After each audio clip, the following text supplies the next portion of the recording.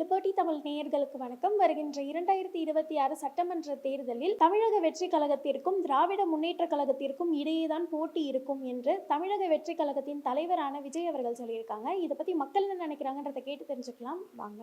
DMK தான் வரும், விஜய்லாம் வர மாட்டார். அவர் என்ன வந்து செஞ்சு என்ன பண்ணிட்டாரு? ஒன்றும் பண்ணலை. புதுசாக வந்திருக்காரு, இன்னும் அலையணும், ஆளுங்களை பார்க்கணும், அந்த மாதிரிலாம் பண்ணால் தான் முன்ன அரசியலில் உள்ள நுழைய முடியும். அப்படிலாம் கிடையாது. அடுத்த வருஷம் எப்படின்னா இருக்கும், இந்த வருஷம் வந்து சொல்ல முடியாது. புரியுதா? யாருன்னு பெரிய பெரிய முதலெல்லாம் இருக்குது, இதில் எப்படி ஒன்றாலும் பண்ணிக்குவாங்க. அது விஜய்னால் இப்போ பண்ண முடியாது, ஸ்டெண்ட் பண்ண முடியாது. பணம் தான் இருக்குது அவர்கிட்ட, வேறு எதுவுமே இல்லை. ரசிகர்லாம் போட மாட்டாங்க. அவங்களாம் அவங்க அப்பா அம்மா அண்ணன் தம்பி அது இதுன்னு இல்லை, எல்லாம் இருக்கிறாங்கப்பா. கண்டிப்பாக கிடையாது. ஏடிஎம்கே தான். டிஎம்கே வெர்சஸ் ஏடிஎம்கே தான். ஏன்னா ஏடிஎம்கே இப்போதைக்கு பிரிஞ்சு கிடக்குறாங்க, அவ்வளோதான். மற்றபடி கண்டிப்பாக அவங்க எல்லோரும் ஒன்றா சேருவாங்க. ஒரு பீரியடில் ஆட்டோமேட்டிக்காக என்ன எப்படிலாமோ போய் வந்தவங்க தான் அந்த தலைவர், அவர் அந்த ஆட்சியை பிடிச்சவர். ஸோ சில விஷயத்துக்காக அவர் இன்னும் தலைஞ்சு போக மாட்டாருன்னு என்ன நிச்சயம்?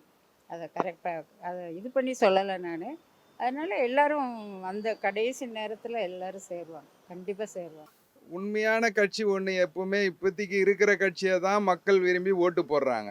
புதுதாக ஒரு கட்சி ஆரம்பிக்கணும் போது அவங்க ஆரம்பிச்சிருக்காங்க, அதுக்கு உண்டான சொல்யூஷன் இப்போதைக்கு தெரியாது. மக்கள் வந்து தீர்ப்பு எடுத்து அவங்களா முடிவு பண்ணாதான் அதுக்கு உண்டான ஒரு சொல்யூஷன் கிடைக்கும். அது வரையிலையும் நம்ம காத்திருந்து தான் பார்க்கணும். இப்போதைக்கு எதுவுமே அதை பற்றி டீப்பாக பேசுறதுக்கு வாய்ப்பு இல்லை. ஏன்னா மக்கள் என்ன நினைக்கிறாங்கன்னா, ஆளுங்கட்சி தான் எதுவாக இருந்தாலும் நடத்த முடியும், செய்ய முடியுன்ற ஒரு சப்போர்ட்டை தான் எதிர்பார்த்து ஓட்டு அளிக்கிறாங்க எப்பவுமே. இது விஜயுடைய கருத்து. அவர் பூனை கண்ணை முட்டா ஊரே இருந்துச்சுன்னு நினைக்கிறாரு. அவர் இப்போ தான் குழந்த அரசியலில். நாங்கள் இந்த திமுக கழகம் 75 வருஷ கட்சி. அது இந்த மாதிரி பெரிய நடிகர்லாம் பார்த்த கட்சி. எம்ஜிஆருக்கே சவால் கொடுத்த கட்சி திமுக கழகம். ஏன்னா விஜய்லாம் எங்களுக்கு பெரிய ஆளே கிடையாது. அவர் இப்போ தான் பிறந்த குழந்தை, இப்போ தான் தவளையே ஆரம்பிக்கிறார். அவர் தவளை ஆரம்பிக்கும் போதே கல்யாணம் பிடிச்சி வைங்கிறாரு. அது கல்யாணம் பிடிச்சி வைக்கிறதுக்கு நாளாகும். எடுத்தெடுப்புலேயே முதலமைச்சர் ஆக முடியாது. பார்த்தீங்களா? மக்களோட மக்களாக பழகி மக்கள் நல்லது கெட்டதில் கலந்துக்கிட்டு அப்படி வந்தால் தான் மக்கள் ஓட்டு போடுவாங்க. சும்மா சினிமாவில் வர மாதிரி ஹாய் ஒய் அப்படின்னு வந்தால், சினிமாவில் வந்தால் ஹாய் வேண்டாம் ஒரே கை தட்டுவாங்க. மக்கள் ஓட்டு போடும்போது இந்த யார் நமக்கு செய்வா, இவருக்கு திறமை இருக்கா, இவரால் நாட்டுக்கு நாளைக்கு செய்ய முடியுமா அப்படின்னு யோசனை பண்ணுவாங்க. நான் விஜய் வேண்டாம் வாயில் சொல்லிக்கலாம். விஜயகாந்த் கூட அப்படி தான் கற்பனையில் வந்தார். அவராது 20 வருஷம் தான தர்மம்லாம் பண்ணார். இவர் சும்மா 2 வருஷமாக ஒரு 50 பிள்ளைகளுக்கு படிப்புக்கு செலவு கொடுத்தேன், எனக்கு ஓட்டு போடு, நான் முதலமைச்சர் ஆயிடுங்கிறாரு. இதெல்லாம் சினிமாவுக்கு தான் உதவும், மக்கள் செல்வாக்கு எடுபடாது. திமுகங்கிறது 75-100 வருஷம் ஆண்டு கட்சி. அது மக்களோட மக்களாக பயணித்து வருகிறது. தமிழ்நாட்டில் திராவிட கட்சியை தவிர மற்ற எந்த கட்சிக்கும் வேல்வியே கிடையாது. காங்கிரஸ் பாரதிய ஜனதாலாம் குண்டிக்கை நடித்து பார்த்துருச்சு, ஒன்றுமே முடியல. இப்போ அதனால திராவிட கட்சி கூட அவர் கூட்டிச்சு வந்து முதலில் ஏறி சவாரி செய்கிறாங்க. காங்கிரஸ் பாரதிய ஜனதா தனித்து நின்னா ஒரு சீட்டு கூட வராது. அதாவது திமுகவுக்கும் டிவிகேவுக்கும் தான் போட்டின்னா, டிவிகே வந்து 4வது இடத்துல தான் வரும். புரியுங்களா? 4வது இடத்துல கொஞ்சம் ஓட்டு வாங்குவார். அவர் ரசிகர்கள் ஓட்டு போடுவாங்கள்ல, என்ன அந்த அளவுக்கு முயற்சி பண்ணியிருக்காருல்ல, அந்த அளவுக்கு ஓட்டு கிடைக்கும். ஆனால் போட்டி டிஎம்கேக்கும் அவருக்கும் கிடையாது. ஏடிஎம்கேக்காரர் தான். புரியுங்களா? எவ்வளோ பிரச்சனை இருந்தாலும் ஏடிஎம்கேக்கு தான் ஓட்டு போடுவோம். புரியுங்களா? டிவிகேக்கு போட மாட்டான். இங்கேருந்து பிரிஞ்சு போவோம், விடுதலை சிறுத்தைக்கு தான் போடுவோம். அப்போ இவங்களுடைய கூட்டணி வந்து பலமாக இருக்குது, எங்கேயும் சிதறி போக மாட்டாங்க. ஏன்னா எடப்பாடியே சொன்னதில் 2ஆம் கட்டமாக இருக்கார். பாரதிய ஜனதாவுக்கு போவோமா இங்கே போவோமாங்கிறத. ஏன்னா அவரை போட்டு நேற்று மிரட்டி விட்டார் அமித்ஷா. உள்ளே போறியா இல்லை எல்லாரையும் சேர்த்துக்கிட்டு வரியா அப்படிங்கிற மாதிரி. என்ன பம்புனாது தெரியுமா அந்த ஆள்? என்ன புழுகுறான். போகும்போது ஒரு புழுகு போடுகிறான், வரும்போது ஒரு புழுகு போடுகிறான், இங்கே வந்தவொடனே ஒரு புழுகு போடுகிறான். அம்மா அதெல்லாம் எல்லாம் இது பாரு. இப்போ நீ எதுக்கு வந்திருக்கிற? ஒரு வேலைக்காக வந்திருக்கிற. நானும் ஒரு வேலைக்காக வந்துக்கிறேன். புரியுதா? எல்லாம் அப்படி தான். எந்த சைடு சாயிறானோ எந்த சைடு போகிறாங்களோ சொல்ல முடியாது. கஷ்டப்பட்டு ஸ்டாண்ட் பண்ணி தான் வர முடியும். அவங்க வந்து அதிமுக வந்து எப்பவுமே ஒன்று சேர்ந்தாதாம அதுக்கு உண்டான முடிவு வரும். அவங்களா பிரிவு ஏற்படுத்தின பிற்பாடு அதில் நல்ல தீர்மானம் வர்றதுக்கு வாய்ப்பு இல்லை. ஏன்னா அவங்க வந்து கூட்டணி கட்சியாக சேர்ந்தாலோ இல்லை ஒட்டுமொத்தமாக சேர்ந்தாலோ மறுபடியும் ஏடிஎம்கேவுக்கு உண்டான வாய்ப்பு ஈகோவால் தான் விட்டு பிரிஞ்சு இருக்குது. இப்போது அது ஒன்று சேர்ந்து மறுபடியும் அவங்களா அந்த முடிவை எடுத்து நாம் வெற்றி காணணுன்ற முடிவுக்கு வந்தால் தான் ஏடிஎம்கே கெலிக்கும். விஜய் கன்சிடர் பண்ண மாட்டேங்கிறா அதிமுகவையா? அது அவரோட ஸ்டைலு. உள்கட்சி பூசனால எதிர்கட்சி பதவி இழக்க தான் செஞ்சுட்டு இருக்காங்க. அது உண்மைதான். சேர்றது கஷ்டம்தான். ஏன்னா ஒருத்தருக்கு ஒருத்தர் ஈகோ, சேர்றது கஷ்டம்தான். அடுத்ததுலேயும் ரசிகர்கள் வந்து எல்லாமே ஓட் ஆகாது மேடம். அவர் சொல்லுவாருமா, அவருக்கு என்னமோ ஒரு நம்பிக்கை இருக்குது, புரியுங்களா? அந்த நம்பிக்கையெல்லாம் வேலைக்கு ஆகாது. விஜயகாந்தோடையா இவருக்கெல்லாம் அவ்வளோ ஒரு இது கிடையாது, பவர் கிடையாது. யாரும் நம்ப மாட்டாங்க, எந்த கூட்டணியும் அவர்கிட்ட போக மாட்டாங்க. ஏன்னா சின்ன பையன், இன்னும் அனுபவம் இல்லை, இப்போ தான் வந்திருக்காரு.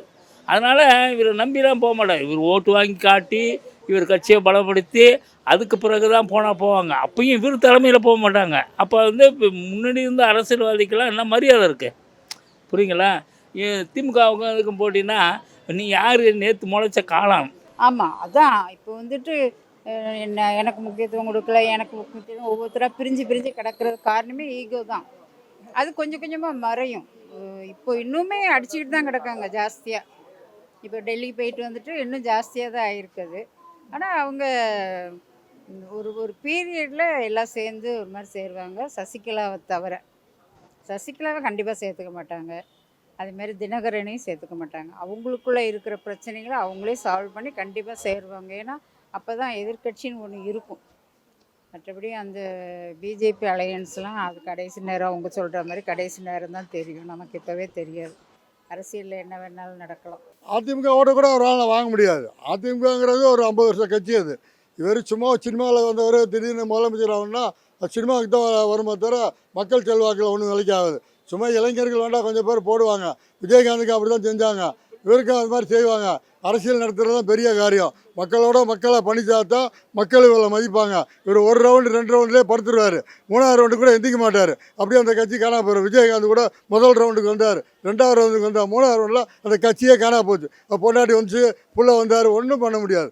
மக்களோட மக்களை பயணிச்சுக்கிட்டே இருக்கணும். தோத்தாலும் ஜெயித்தாலும் மக்களோட இருந்தால் தான் அந்த கட்சி செல்வாக்கு போகிறோம். சும்மா ஒரு தேர்தலை மட்டும் பார்த்துட்டு மறு தேர்தலில் தோத்துட்டா இதோட கட்சியை மூடிட்டு போயிடுவாங்க.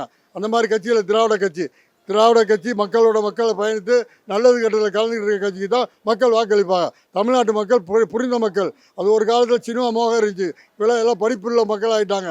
படிப்பு என்ன, அரசியல் என்ன, மக்களுக்கு நாடுக்கு நடந்தது என்னங்கிறது தெரிஞ்சு போச்சு. மக்களுக்கு கை ஃபோனில் வந்துருச்சு. எல்லா மக்களுக்கும் என்ன தெரியும். அதனால் சினிமாவில் வேண்டாம் சாதிக்கலாம் தவிர அரசியலில் ஒரு நாள் சாதிக்க முடியாது. அது போயிடுச்சு. அது ஏன் போயிடுச்சுனாக்கா, எப்போ ஜெயலலிதாலாம் போனாங்களோ, எம்ஜிஆர் போனாலும் அப்படியே போயிடுச்சு. இந்த இந்த இந்த எலெக்ஷனோட அதிமுக அவ்வளோ தெரியாது, போயிடும். அது தச்சலாக இப்போ புல்கில் மாட்டுச்சு ஏடிஎம்கே. 46 சீட்டு இருக்குங்கிறாங்க. இல்லைன்னா பதவி இல்லை, பணம் இல்லை, அது இல்லைன்னா எல்லாம் ஓடுருவாங்க. கான்ஃபிடன்ஸ் அளவுன்னா இன்னைக்கு அவருடைய இளைய சமுதாயம் மக்கள் மத்தியில் அவர் சினிமா திரைப்படங்களை பார்க்கறதுனால அவருக்கு இளைஞருடைய ஓட்டால் நம்ம கெலிக்கலான்ற ஒரு வாய்ப்புக்கு அவர் சொல்கிறாரு. ஆனால் பொதுவான தேர்தலில் எப்போவுமே ஆளுங்கட்சியும் எதிர்கட்சியும் தான் இன்றைக்கி பலமாக பரீட்சையில் இறங்கி நடத்துகிறாங்க. அதனால் அவங்க இருக்கும்போது அந்த கட்சிக்கு உண்டான வாய்ப்பு பாதி சதவிகிதம் சரியுமே தவிர வெற்றிக்கு உண்டான வாய்ப்பு காண முடியாது, கஷ்டம்தான்.